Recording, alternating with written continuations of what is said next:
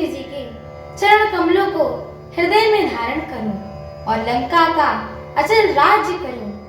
ऋषि पुलस्त जी का यश निर्मल चंद्रमा के समान है। उस चंद्रमा में तुम कलंक मत बनो। राम नाम के बिना वाणी भी शोभा नहीं पाती है। मदमोह छोड़ विचार कर तो देखो। हे देवताओं के शत्रु, सब गहनों से सजी हुई सुंदर स्त्री भी कपड़ों के बिना नग्न शोभा नहीं पाती।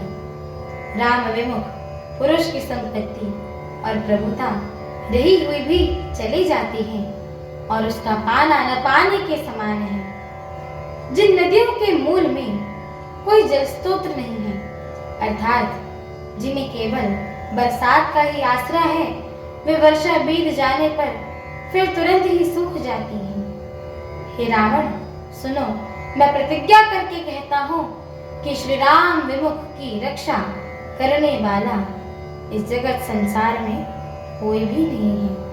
हजारों शंकर, हजारों विष्णु और हजारों ब्रह्मा भी श्री रामचंद्र जी के साथ द्रोह करने वाले तुमको नहीं बचा सकते हैं। मोह ही जिसका मूल है, ऐसे ज्ञान जनित बहुत पीड़ा देने वाले तमरूप अभिमान का त्याग कर दो और रघुकुल के स्वामी कृपा के समुद्र भगवान श्री रामचंद्र जी का भजन करो। यद्यपि हनुमान जी ने भक्ति, ज्ञान, वैराग्य और नीति से सनी हुई बहुत ही हित की वाणी कही, तो भी वह महान अभिमानी रावण बहुत हंसकर व्यंग से बोला कि हमें यह बंदर बड़ा ज्ञानी गुरु मिला है।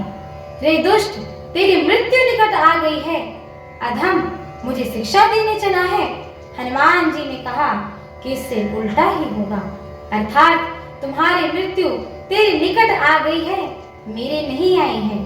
यह तेरा मति भ्रम बुद्धि का फेर है, मैंने प्रत्यक्ष जान लिया है। हनुमान जी के वचन सुनकर वह बहुत ही कुपित हो गया और बोला कि अरे, इस मूर्ख का प्राण शीघ्र ही क्यों नहीं हर लेते। सुनते ही राक्षस उन्हें मारने दौड़े। उसी समय मंत्रियों के साथ विभीषण जी वहीं आ पहुंचे। उन्होंने सिर नवाकर और बहुत विनय करके रावण से कहा कि दूत को मारना नहीं चाहिए, यह नीति के विरुद्ध है। हे गोसाई, कोई दूसरा दंड दिया जाए। सब ने कहा, भाई, यह सलाह उत्तम है। यह सुनते ही रावण हंसकर बोला, अच्छा, तो वानर को अंग भंग करके लौटा दिया जाए। मैं सबको समझा कर कहता हूँ कि बंदर की ममता पूंछ पर होती है, अतः तेल में कपड़ा डुबोकर उसे इसकी पूंछ में बांधकर फिर आग लगा दो। हमारी आगे की श्री राम कथा को सुनने के लिए हमारे चैनल को लाइक, शेयर, सब्सक्राइब एवं कमेंट अवश्य करिएगा।